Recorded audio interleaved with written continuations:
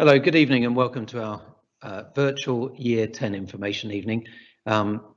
Again, I apologise for the fact that we're not able to see you face to face in the way that we would like to do this kind of event, but you'll understand the circumstance which means that we simply can't, and especially with the latest news on COVID. Hopefully we'll be through this relatively soon, but at the moment this is the only way that realistically we can meet with you as parents. So hopefully we'll be able to get through information that is of some help to you as parents, and which builds upon the session that we ran this time last year or thereabouts when we were talking about options. And obviously your children have now made those option choices. They've started following the courses that they've chosen to study. And tonight really is about kind of how best to support your children as parents really in the next couple of years, because we're really at the cold face of things now. It determines where they're going to be in later life. This is their passport success.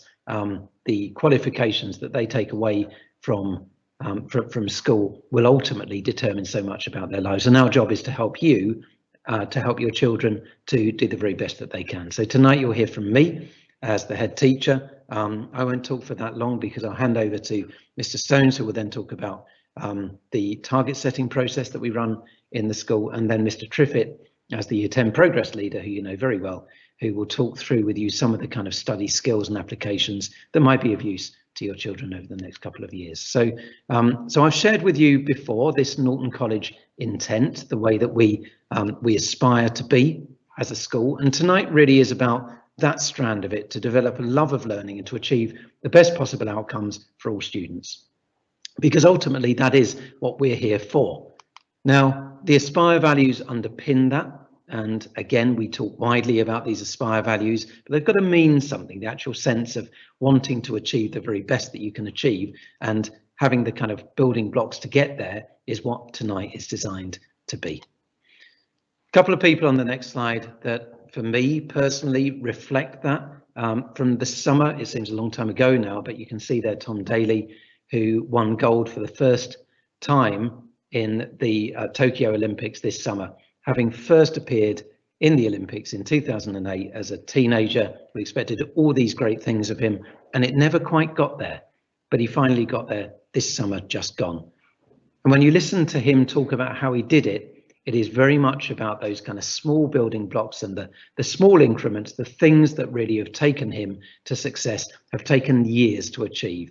It isn't about one big single event. It is about very much all of the different parts that have gone in, day out, over the course of those years. And at the bottom there, you've got Hannah Cockcroft, who is a Paralympian, and I had the privilege of meeting her a couple of years ago in my previous school. And she's won 8 gold medals in the Paralympics, but very nearly died when she was very young as a consequence of a complication when she was born. And rather than kind of seeing that as a disability which would simply hold her back and becoming really embittered by things, she was truly inspirational in talking about how she was going to take on the world and really battle everything that she was faced in terms of the adversity and make a real success of herself. And she absolutely has done that, again, through sheer dedication and sheer hard work. And I think quite often we look at people like Tom Daley or Hannah Cockcroft and think, well, they're just lucky, they're gifted. And of course they're not. They've got a talent for something, but they really built upon that.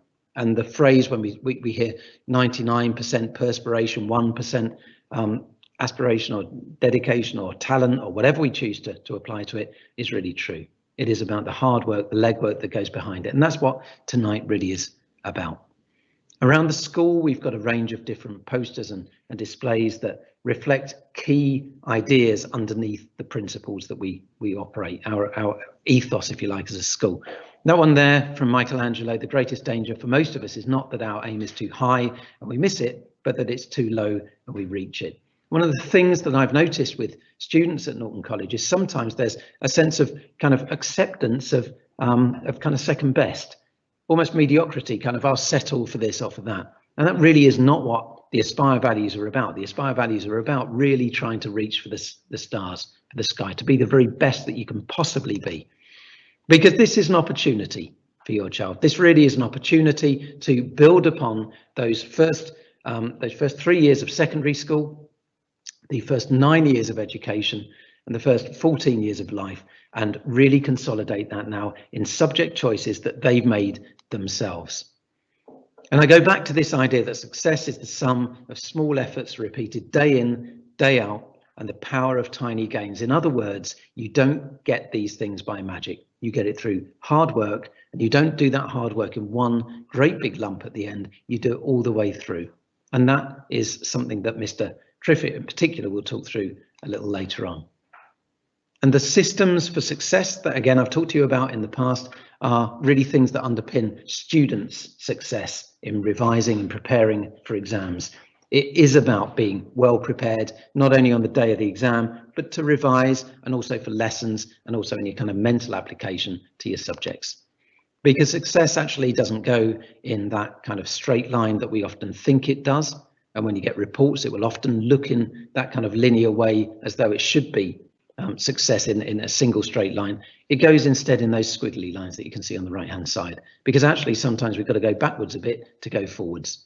And that resilience that's required in order to kind of tackle those apparent failures on occasion really is the key to success. You don't fail, you're just building towards the success later. Because as Gary Player, the golfer, once said, the more I practice, the luckier I get. And what underpins that, of course, is the sense that there is no such thing as luck. It is about the work that you do and the hard work and dedication that leads to the success in the end. And the final thing really for me is about the butterfly effect. Again, something that I've spoken to students about in assemblies. And the butterfly effect, which you will have come across, I'd imagine, in the past, is the idea that a very small event now can make a seismic change in the future. And within the story, it's the idea someone goes back in time, treads on a butterfly, and that changes the whole course of human evolution as a consequence. Now, nothing that students are going to do in school is going to have quite such a significant effect as that. But what they're doing in school today, tomorrow, this week, is going to be the foundation, the basis for everything that they do later on in their school lives. So it really isn't about making a change in year 11. It doesn't all happen then. It starts now. And most students in year 10 have started really well across their courses. Nevertheless, there is a real sense that now is the time to start building that sense of future success. What you do tomorrow, if you focus yourself in a particular lesson in a way that maybe you weren't focused yesterday, it could be the thing that actually makes the difference. You'll never quite know it, because you'll simply get that kind of end point that you get in year 11 and your grades, your results there. But actually everything that feeds towards that end point is underpinned by this butterfly effect. So I'm going to hand over at that point to Mr. Stones. He's going to talk you through the target setting system in the school, and I'll come back to you at the very end just to round things off. Lovely to sort of meet you tonight. I'll hand over to Mr. Stones at that point. Thank you, Mr. Johnson, and good evening, everybody, and welcome to our Year 10 Virtual Information Evening. So as Mr. Johnson said, what I want to do tonight is just use this as an opportunity to outline a few practicalities, a few of the logistics in terms of how this year will work. But I also want to give you some more information about the GCSE programmes that we offer and the assessment of those programmes. And then I'll hand over to Mr. Triffitt in 20 minutes, 15-20 minutes or so, just to talk you through some of the revision strategies for those programmes. So I just want to start off. It's actually a slide that I shared with you this time last year when I met you virtually again at the Year 9 Options Information Evening. And it was that the greatest danger for most of us is not that our aim is too high and we miss it, but that it's too low and we reach it. And I come back to that slide for very good reason, and that's that the message that underpins that quote is at the heart of our assessment system. And that's the system that I want to talk to you about tonight, because although it affects all students here at Norton College, it's very, very relevant to the work that students do in Year 10 and Year 11.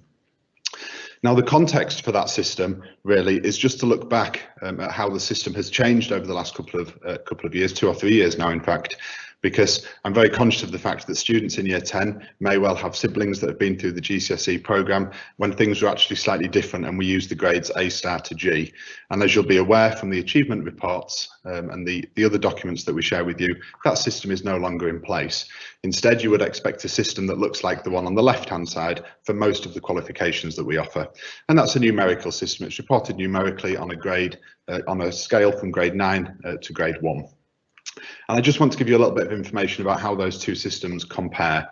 So broadly, the same proportion of students who would have achieved a grade A and above are now those who will achieve a grade 7 and above. And you can see that that top band is aligned. So we've got the 7, the 8 and the 9 running alongside the A and the A star. The grade 5, so that's in the middle band, you'll see, will be awarded to the top third of students gaining the equivalent of a grade C or the bottom third of a grade B. And the Department for Education, and again this is a very important message for students, has determined that a grade 5 will be a strong pass and a grade 4 will be a standard pass. So when you do receive those achievement reports, when teachers give feedback in lessons, for the majority of subjects, we will report that information on this scale of 9 to 1. There are a couple of exceptions and I will outline those on the next few slides. And then you'll see that last one that's just appeared, the bottom of grade 1 will be aligned with the bottom of grade G. So you can see that there is certainly a relationship between those two systems. And for those of you that are familiar with the old system, as I said, that might be because you've got siblings who've come through the school. I wanted to just start with that slide just to give you a little bit of information about how they compare. So not all of the subjects that you do are GCSEs. Students in years 10 and 11, in fact, here study level 1 and 2 courses. Now, the vast majority of those are GCSE programmes, but we do also offer a range of other qualifications. And that's part of the broad choice that we offer to students throughout the options year. And you'll remember that discussion from last year. So we offer some BTEC programmes, for example, and the structure of those programmes is different to the GCSEs. And I want to make you aware of that tonight. So all BTEC subjects have an examined component. So that's in most cases a written exam for all subjects. The only exception is those of you who study performing arts, and that exam is a practical exam instead of a written exam. Beyond that, for all of those BTEC courses, the course is assessed in the main by coursework and internal assessment. And you'll know what that looks like within your subject because your teacher will talk to you about that process. Those courses are graded slightly differently. So it's split into a level 1 and a level 2. And again, I've just included this diagram just to give you the context of how that system works. So on the left hand side, we've got the old system that you may well be familiar with, the A star to G. And on the right hand side, you can see how that broadly equates to the grades that students will receive on BTEC qualifications.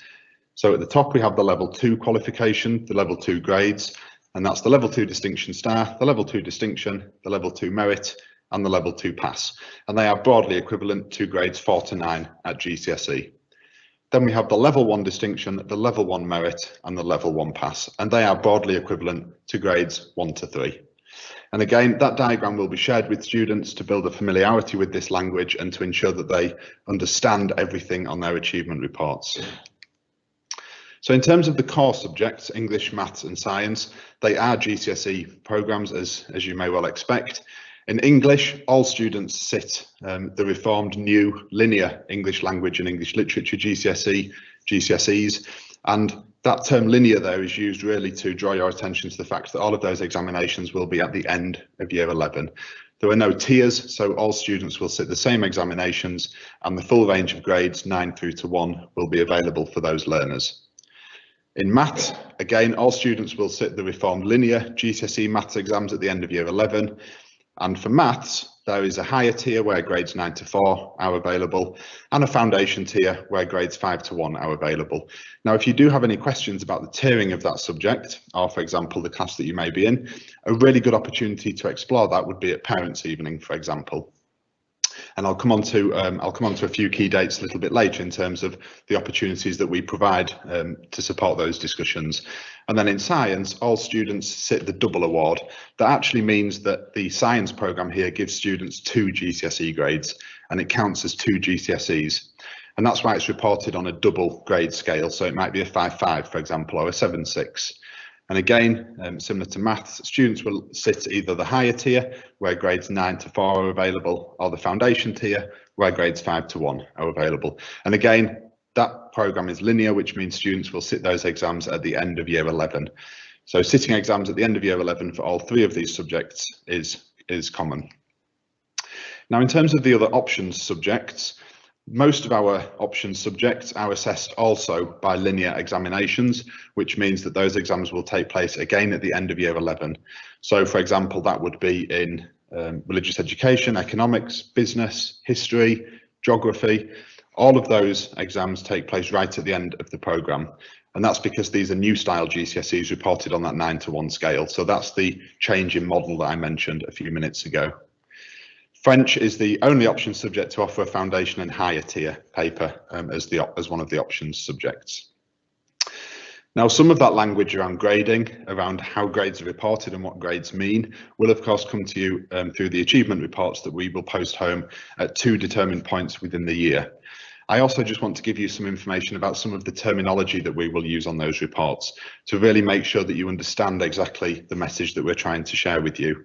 So one of the terms you'll see on there will be assessment grades, another term will be estimates, another term will be predictions. And then, of course, I also want to talk to you about how we use all 3 of those things to formulate a target. So the estimate is produced by FFT, and I've outlined this to students in assembly so they understand how this programme works. And the estimated grade that is produced by FFT is based upon the starting point of similar students at Key Stage 2. And what we do is we look at the top 5% of those students in terms of how they achieved nationally at GCSEs in the past. And we use that really to set a baseline and a benchmark for our students here. The predicted grade is produced by teachers, and that shows what the student is likely to achieve based upon their performance. So they're 2 different measures and they're measuring different things. And although it's important to compare one to the other to give you a broader context, it is important to recognise those distinct differences between them. The estimated grade is based on the achievement of the top 5% of similar students nationally in the past. The predicted grade is based on what the student that we're reporting on is likely to achieve at the end of the course. The assessment grade, which will sit in a separate column, simply refers to the grade that will be achieved in assessed work. So it might be a mock exam week, for example, and that assessment grade will inform the predicted grade given by a teacher. The target that a student sets for themselves brings together all 3 of these different things. The target has to be based upon an estimate, a prediction, how assessments are going, but more importantly, realistic ambition. So the student is very much part of this process in having that conversation about what they expect of themselves. And that links very closely back to the message that Mr. Johnson shared 10 or 15 minutes or so ago about students' involvement in this process. So I've just given you just a brief outline of how the estimated grade model works, just to support you to think about this. So on the left-hand side, you'll see there's a scenario and it says, imagine 100 students achieved 110 in their Key Stage 2 SATs. So that would be at the end of year 6. 5 years later, those same students would have left secondary school. Now, if we imagine in GCSE English language that 5% of those students went on to achieve a grade 9, 20% went on to achieve a grade 8, and so on, we simply look at that distribution and we say, well, if students in previous years who got 110 in their SATs have gone on to get a grade 9, and you got 110 in your SATs, then you too can get a grade 9. And that's how we build in ambition. We want all students to be in the top 5% when we think about national achievement. And that's why the estimated grade is so important. So I've outlined that will be, I've outlined the role of the estimated grade, I've outlined the role of the predicted grade. The thing I just want to draw your attention to, and it's a very important message for students, is that the estimated grade is not your prediction. And you do need to remember that. Teachers will reinforce that when they talk to you about grades. We will share more messages around that system through things like mentor conversations and the parents' evening. But if at any point you have got any questions, please do make sure you ask us them, because it's really important that you understand the system. It's crucially important that students understand the system, and in doing so, our teachers will be able to talk to students about how the system works. And Mr. Triffitt, towards the end of this presentation, will share some contact details should you have questions that you wish to raise about anything I've said there. Now, it is important to remember that the estimates are for outcomes at the end of year 11. It will take students time to develop the skills and knowledge that they will require to achieve those outcomes. Therefore, students should not expect to see them straight away. They shouldn't expect to achieve them straight away. Instead, we need to think about them as a target to aim towards. And for most of you, that's exactly what they are. That's why we use them as a starting point. An additional layer to that will be the conversation that you have with your teachers. And in doing so, this is simply a base to compare your actual results to. You can think of it almost as an indication of your potential, but it's not the only one. And that's because, of course, we're all different.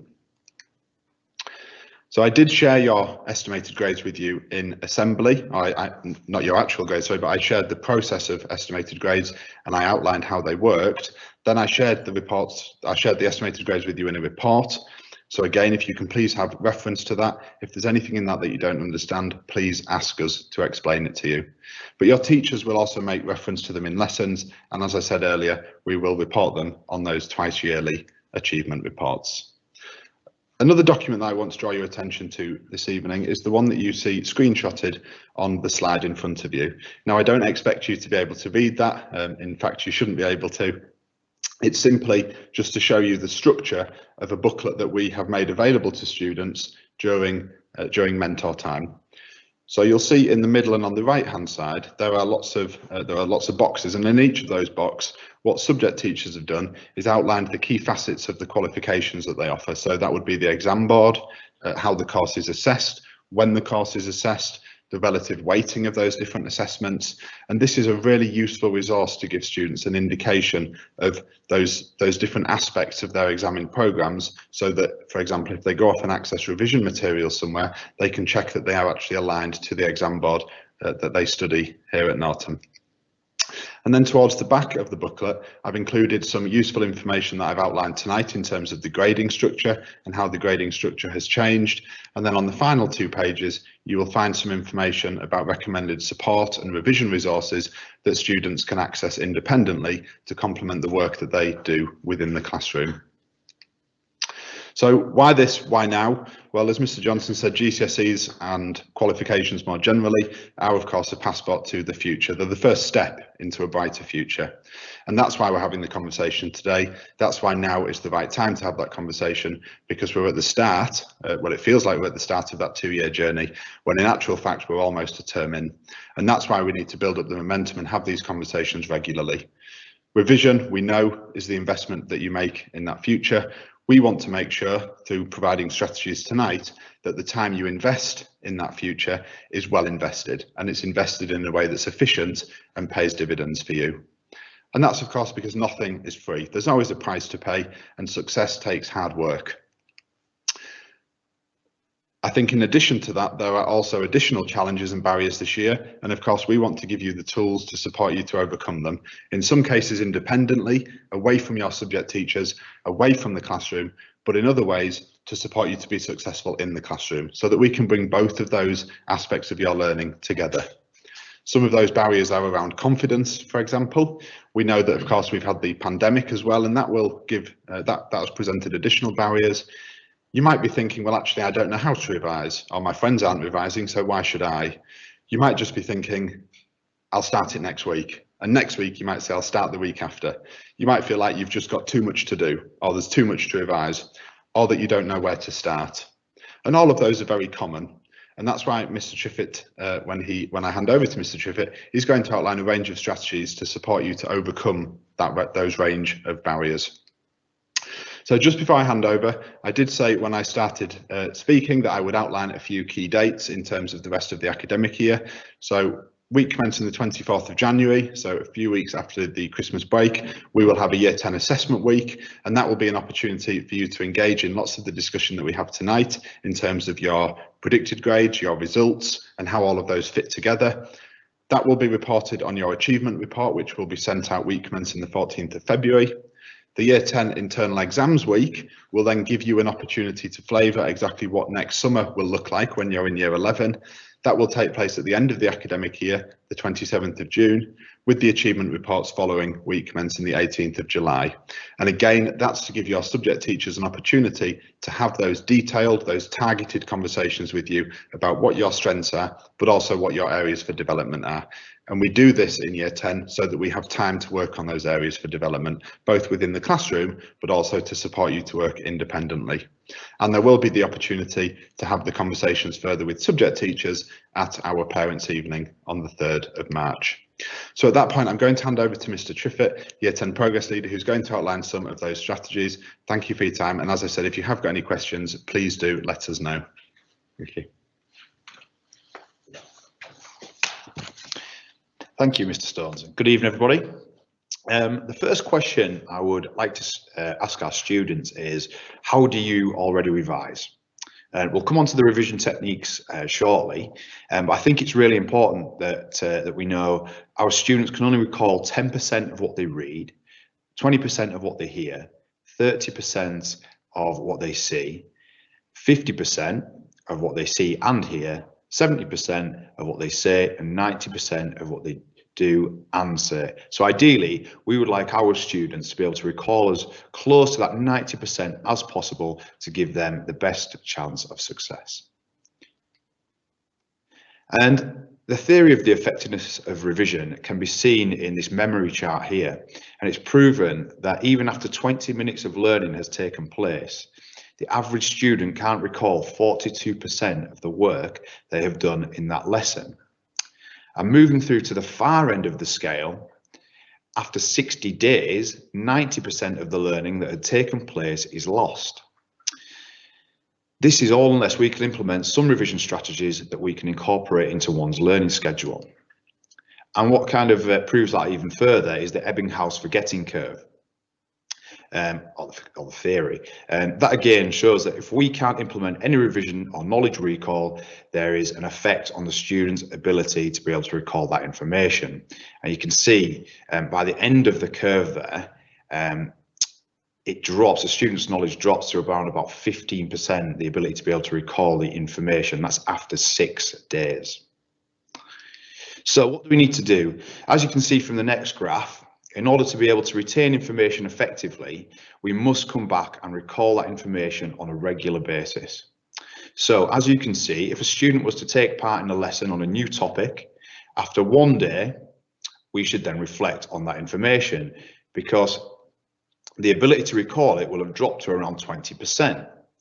However, as the length of time increases and the frequency of reflection on the new topic increases, we should find that the student will become more able to recall that key information, which is why revision is so important. So what we need to do to move forward is to be able to utilize our time effectively, making sure that when we have time to be able to revise, we do so. And looking at the bigger picture, in around 19 months' time, you will be sitting your GCSE exams. And if you ask any of the year 11s at the time, it will soon be here.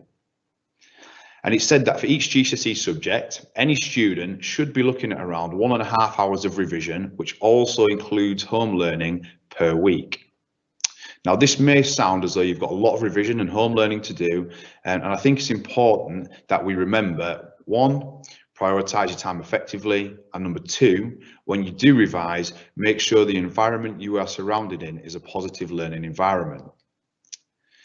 So what kind of we shouldn't do to start with is revise topics that you already know a lot about, and students often do this because they think it's easier and it makes you feel a lot better. We shouldn't aimlessly just reread notes. Using highlighter pens all over your notes, research proves that highlighting work does not help you remember it. And then the final one is cramming, which I know I've done before, and it doesn't work. Constantly reading 3 hours of notes before an exam does not work. So we need to work out what does. And I mentioned earlier just a little bit about a positive learning environment. So we need to make sure that all mobile phones and tablets are out of sight and out of mind. We don't have any distractions with regards to music or television. If we need to, turn the internet off and use a quiet working room, work at a desk and revise efficiently. As you can see, just a picture there and how it should and how it shouldn't look. Okay, so with regards to the strategies, the revision strategies, I would just like to talk about the first one being spaced practice. And there's a definition on there that I'll just give viewers a moment to have a look at. And this is when you plan out revision sessions that is focused on smaller amounts of time, but you would vary the subjects that you are revising. And I've just included an example on there. This is one I pulled from the internet, which I thought was quite a good one.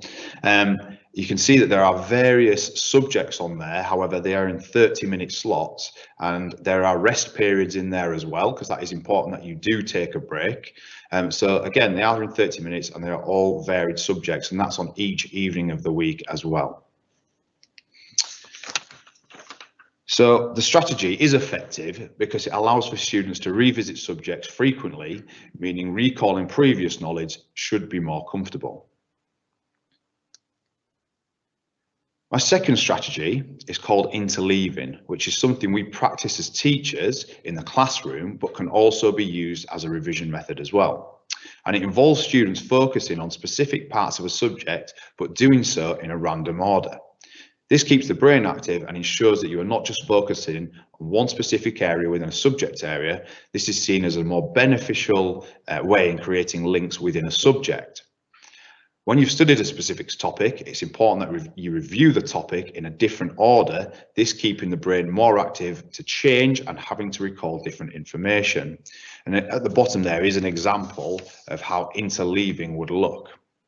And compare that to blocking, like you see at the top, blocking is looking at full topics and then moving on to a second topic, onto a third and onto a fourth, whereas interleaving in there, as you can see, is picking up the different topics, small bits, and then moving on to the second, third, fourth, and then continuing in random orders. The third strategy that I'm going to talk about is concrete examples. This meaning that in each of your topics that you're studying, try and find specific examples that are relevant to you and that you find you recall and refer back to. And it might mean taking notes of examples that your teacher used in class, using textbooks or notes or research examples that relate to your subject. And if you have any examples, share them with others. It might be that they can add to your example or even provide you with a separate example. And what's key with this strategy is making sure that you can identify the link from the idea or topic to your example. Now, this would allow for higher order answering. My fourth strategy, known as dual coding, is more for the kinesthetic learner, as someone who can make the links between a visual aid through a non-verbal process, whilst also having the ability to use words and process the information verbally. This therefore allows for an individual to recall knowledge through different outlets. And I've just included on there an example. This is something I use in a Cambridge National Sport lesson, and it's like small bookmarks, and these could be used for any student. And I include words on there, such as the aerobic and anaerobic section, which I've used, linked in with pictures of sports that link to aerobic and anaerobic, which also then moves on to the types of training that would be done for aerobic and anaerobic, and again linking them to a professional athlete. Now that obviously, if we use them in our booklets, which we do, we can go back to that any time and revise that information, and they seem to be very useful when we use them. The final piece of revision that we're going to look at, the final strategy, is retrieval practice. It's probably the simplest form of revision. It's used in different ways into which we can recall information that you've previously learned. So you could do this through the use of flashcards. These could have on various random questions that you have to answer. You could also do a quiz, and this could be set by peers. It could be found online. You could even ask a teacher to set out some quiz questions for you as well. The final way could just be a test. I know staff at school are more than happy to give out old exam papers to test your subject knowledge. There are also many exam or quizzes online. If you use a website like BBC GCSE Bite Size, there are many exams and quiz questions on there. You could also ask the subject teacher to set a higher mark question to see how well you can explain your answer and hand that back to your teacher to mark. And this type of revision, you would always be expected to learn the content, then use one of those techniques to recall the information in its fullest. So try and add examples to your answers as well. Obviously, the examples score you high marks. Okay, so these are study guides. That's something that we've used consistently through school. And some of you I know have already bought these through certain faculties. They are really useful. They have great content in them, and they do include revision questions in there as well. And if you haven't already got them through a faculty or through your teacher, please ask your teachers where you can get them from. If not, I've actually been on Amazon and eBay over the past few days, and there are numerous different revision books on there that are reasonably priced as well. You also might want to pick up some study resources such as pens, highlighters, your post-it notes for your questioning, flashcards for any quiz questions, again, revision books, notebooks. And I also included on there as well is a weekly timetable, a revision timetable, which I think is really, really useful to plan out your time effectively instead of coming in from school, completing home learning and picking up a revision book. Make sure you are planning out what you are going to do day by day. And then we've got our home learning expectations as well. So we know that we get one piece of home learning per subject per week. Apart from science, that will be 3 times a fortnight. Okay, usually this would be set on Microsoft Teams. However, I know there are some subjects that won't be set on Teams, and maybe a coursework. You might be asked to complete parts of coursework for your home learning as well.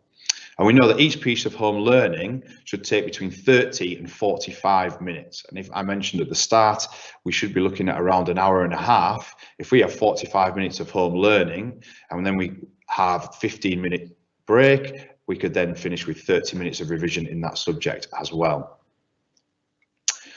You all have access to your home learning timetable, which I just thought I would include this evening as well, which looks something a little bit like this. So you can stay on top of the home learning. You know what you should be doing on a weekly basis. So please stay on top of your home learning at the moment. And finally, one of the last couple of slides, attendance. At the moment, it's this time of year, I thought this was quite important to include. It's getting a bit cold and there are numerous students and staff who get a bit of sniffles, and we need to stay resilient. Obviously, please make sure you are testing regularly.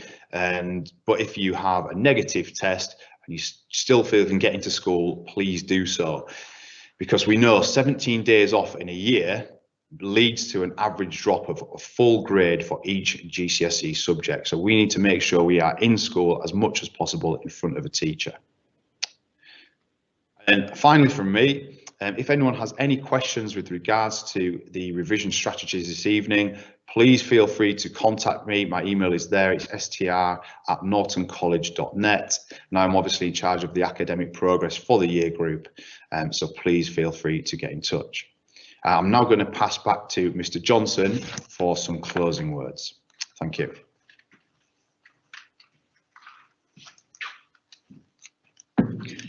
Thank you, Mr. Triffitt, and thank you, Mr. Stones. There's a huge amount of information there. I know it could seem a little bit overwhelming maybe in terms of the number of things that have been suggested, but really it isn't about recalling and knowing all of those things. It's about picking from those the things that you think would best support your child. And I've had 2 children myself who've gone through school, and I know as a parent sometimes when they say they're going to go off and do some work or some revision, it's really easy just to kind of leave them there doing that and just to assume that it's being done in the most efficient way. And I know from experience that's not the case. So actually pick from the bits that you've heard tonight. Clearly it's you working alongside your child, and what we're trying to do really is to kind of give you an array of things that could support your child at those points where things are maybe going less well. And there will be those points, we know that over time. Some of the things that you've heard about relate directly to revision. It's not all about revision though towards exams. It's about kind of recapping on information as you go, and that really is important, that learning is consolidated. And Mr. Triffitt has talked quite clearly about how important that is, because you can very easily and very quickly forget what you think is embedded in your mind. So loads of information there. This presentation as a whole will be on the school website and on the school's YouTube channel, so you'll be able to refer back to it as and when you choose over the course of the next few days, weeks, or even months. Thank you very much for attending tonight. If you do have any questions or any issues, please do contact us at the school. Very often a very small concern can feel like you're imposing upon us. You're really not. Actually, if it's a little scratch, then we can deal with it very, very quickly before it turns into a kind of bigger and more significant issue for us to try to patch up later on. So please do contact us at the school. That's what we're here for. Thank you again for joining us this evening. I will bid you good night at that point. Thank you. Good night.